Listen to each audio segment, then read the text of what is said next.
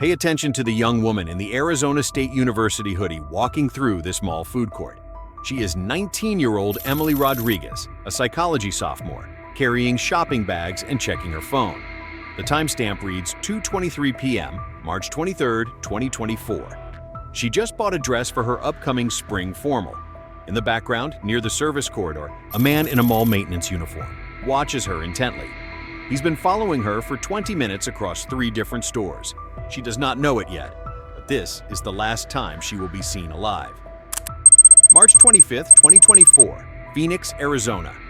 Emily Rodriguez had been missing for 48 hours. She had not attended her Monday morning psychology class, the first class she'd missed all semester. Her roommate, Kayla Chen, reported her missing Sunday evening. Emily's silver Honda Civic was found in the Westfield Mall parking garage, locked, with shopping bags inside. Her phone went to voicemail after 4:47 p.m. Saturday. Her last text, "Found the perfect outfit for spring formal, heading to one more store."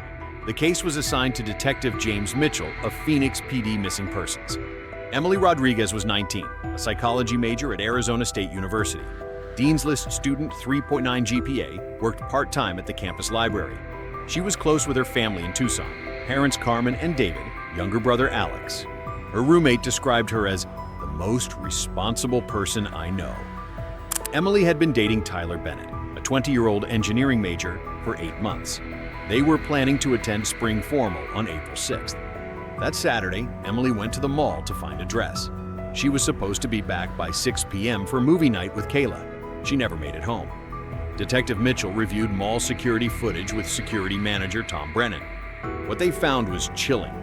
The footage showed Emily entering Westfield Mall just before 1 o'clock, smiling and relaxed. She browsed at Nordstrom, ate lunch at the food court. Then a man in a tan maintenance uniform appeared, watching her. When Emily walked toward Forever 21, he followed, staying 30 feet behind. At Sephora, he lingered outside. His eyes never left her. At Macy's, he was visible in the background as Emily purchased a blue dress. The man followed Emily for over 90 minutes, tracking her movements, waiting for the perfect moment. When Emily headed toward the parking garage, the man followed. Both entered the parking garage stairwell. There were no cameras inside. 8 minutes later, the man exited alone. He was no longer wearing the maintenance uniform. Now he wore a black hoodie and jeans. Emily Rodriguez never appeared on camera again. The man wasn't mall maintenance. The uniform was a disguise. He had hunted Emily Rodriguez for over 90 minutes. Tom Brennan checked records. No maintenance was scheduled for Saturday afternoon. Facial recognition returned results at 2:20 a.m. on March 26. Derek Anthony Sawyer, 34 years old, address in Phoenix. Detective Mitchell pulled Sawyer's record. Unemployed. Fired from mall security at Westfield Mall 6 months earlier. Criminal history, 2018. Stalking arrest. 2020, restraining order from ex-girlfriend. 2022, trespassing at Arizona State following female students. Sawyer worked security at Westfield from July 2022 to September 2023. Fired after multiple complaints about following female shoppers. Termination report. Inappropriate fixation on female customers. Termination effective immediately. After firing, Sawyer's social media showed increasing anger about women and rejection. Sawyer had worked at this mall. He knew the layout. He knew where cameras were and where they weren't. And he'd been planning this using his insider knowledge. Forensic teams processed Emily's car on level 4. Locked. Shopping bags inside. Blue dress. Makeup. Phone under driver's seat. Battery dead. Keys missing. Purse in trunk. Emily hadn't put it there. No struggle inside the vehicle. Emily never made it inside. Forensic team deployed luminol. Under UV light, blood spatter appeared near the stairwell entrance, 20 feet from Emily's car. A pool of blood was discovered on the stairwell landing. Hair samples collected, long, dark brown. Fabric fibers on the railing, tan polyester matching the maintenance uniform. Enhanced footage captured Sawyer's license plate exiting, Arizona DXM 4729. Traffic cameras tracked his vehicle north on Interstate 17 toward desert areas. Emily's phone showed last activity at 4:16 p.m., an unsent text draft to Tyler. OMW to car. She'd been attacked in the stairwell. Derek Sawyer ambushed her in the one location with no cameras. SWAT executed a warrant at Sawyer's apartment. He wasn't home. The door was unlocked. Inside, evidence of weeks of planning. Hanging in the closet, the tan maintenance uniform stolen from the mall. On the wall, a map of Westfield Mall with camera locations marked in red. Blind spots circled in black. The stairwell labeled "No cameras." On his desk, printed photos of young women at the mall. 15 different women photographed without their knowledge. Among them, 9 images of Emily Rodriguez. Different days, different outfits. He'd been stalking her for 6 weeks. In a notebook, Emily's routine documented in Sawyer's handwriting. Usually shops Saturdays 1 to 4 p.m. Parks Level 4, silver Honda Civic. Computer search history from March 20th, 22. How long until missing person becomes homicide? Arizona desert disposal sites, Westfield Mall camera blind spots. Cell phone records showed Sawyer's phone last pinged near Tonto National Forest, 78 miles north of Phoenix. This wasn't a random attack.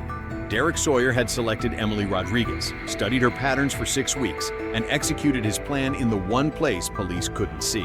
Detective Mitchell obtained warrants for GPS data and financial records. Sawyer's phone GPS showed he left Westfield Mall parkings, garage, and traveled north on Interstate 17. His phone arrived at a remote location near Cave Creek in Tonto National Forest, remaining stationary for over 2 hours. His phone then traveled back toward Phoenix, arriving at his apartment. At 9:22 p.m., his phone powered off permanently. Credit card records showed the planning. 2 days before the abduction, Sawyer purchased $243.18 worth of supplies from Home Depot: shovel, tarp, zip ties, duct tape, bleach, work gloves. On the day of the murder, he purchased gas twice, once heading north, once returning south. Derek Sawyer purchased burial supplies 2 days before the abduction. GPS placed him at a remote desert location for over 2 hours the night Emily disappeared. This was premeditated murder. A multi-agency search operation mobilized at the Cave Creek coordinates. The search area was brutal, remote desert terrain, 6 miles from the nearest road. Cadaver dogs, helicopters, and forensic units deployed. A cadaver dog named Scout gave a strong alert on disturbed ground approximately 40 yards off a desert trail. The area was partially concealed by creosote bushes. The ground showed signs of recent digging. Excavation began. 18 inches below the surface, they found a blue tarp. The same brand Derek Sawyer purchased at Home Depot. Inside was Emily Rodriguez. She was still wearing her Arizona State University hoodie and jeans. Her hands were bound behind her back with zip ties. Duct tape covered her mouth. Next to her body, shopping bags from Macy's and Sephora containing the blue dress. Detective Mitchell called Emily's parents.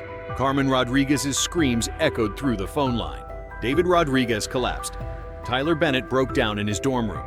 Kayla Chen sat on the floor of the apartment she'd shared with Emily, unable to process that her roommate was never coming home.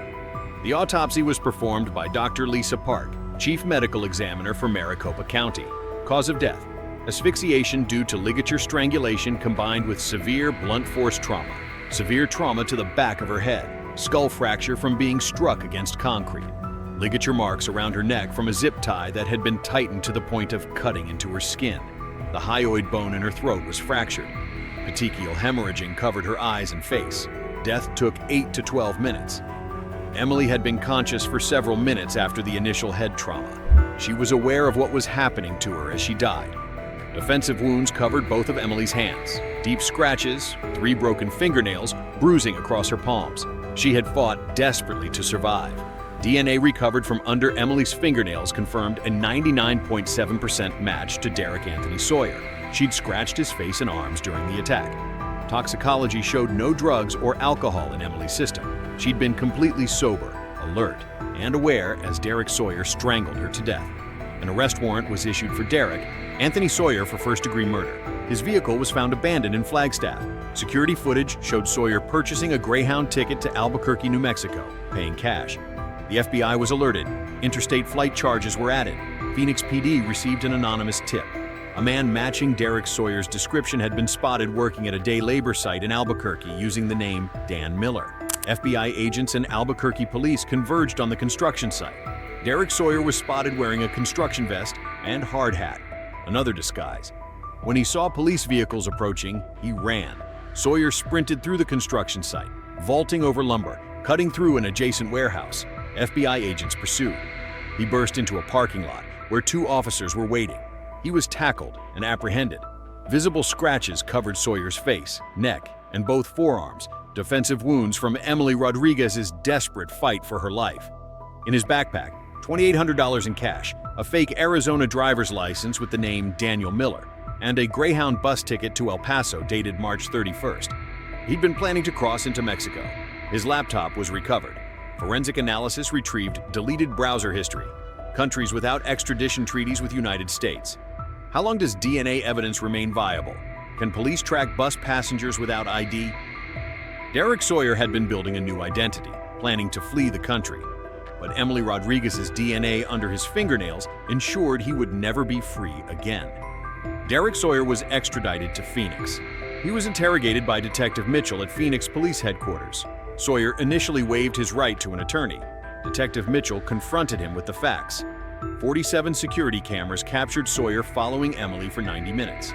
The stolen maintenance uniform in his apartment. The notebook documenting Emily's routine. 9 photographs of her taken over 6 weeks. Her DNA under his fingernails.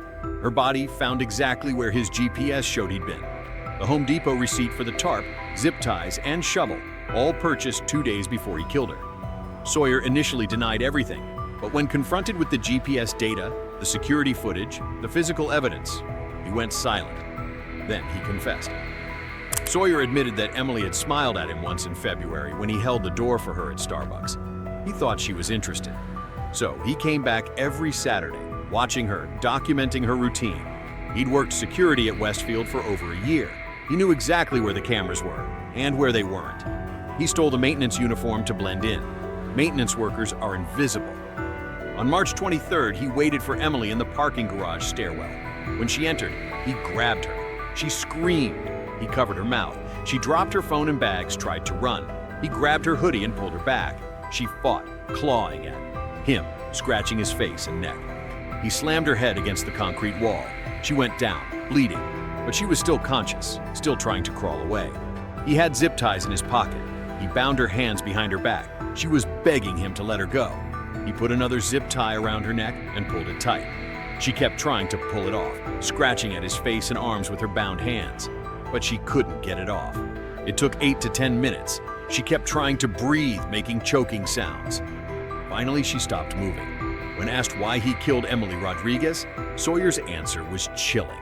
He killed her because she smiled at him once and then ignored him every time after that, like he didn't exist. She had everything: college, boyfriend, family, future, and he had nothing. He killed her because he could. Because for once, someone like her had to pay attention to him. But Emily Rodriguez hadn't taken anything from Derek Sawyer. He'd lost his job because he stalked customers. He had nothing because of his own choices. And he murdered an innocent 19-year-old college student because he couldn't handle the fact that she didn't owe him her attention. Derek Anthony Sawyer was charged with first-degree murder, kidnapping, and sexual assault. His confession, captured on video, would be played for the jury. Emily Rodriguez's DNA under his fingernails, 47 security cameras documenting his 90-minute hunt, and his own words admitting to premeditated murder would ensure he died in prison. Emily's family attended every day of the trial. They heard every piece of evidence. They watched the mall security footage of Emily's final hour, smiling, shopping, completely unaware she was being stalked. They heard Derek Sawyer's confession, his emotionless description of how he murdered their daughter. They were there when the jury returned after deliberating for 6 hours. They were there when the guilty verdict was read on all counts. They were there when Derek Sawyer was sentenced to life in prison without the possibility of parole, plus 30 years consecutive for kidnapping, plus 25 years consecutive for sexual assault. Justice, imperfect and insufficient as it was, acknowledged that Emily Rodriguez mattered, that her life had value, and that the man who took it from her would spend the rest of his days in an Arizona state prison, exactly where he belonged. Emily Rodriguez was 19 years old. She was a Dean's List student with dreams of becoming a counselor to help people. She went to a mall to buy a dress for a college dance and never came home. Derek Sawyer will die in prison for what he did to her.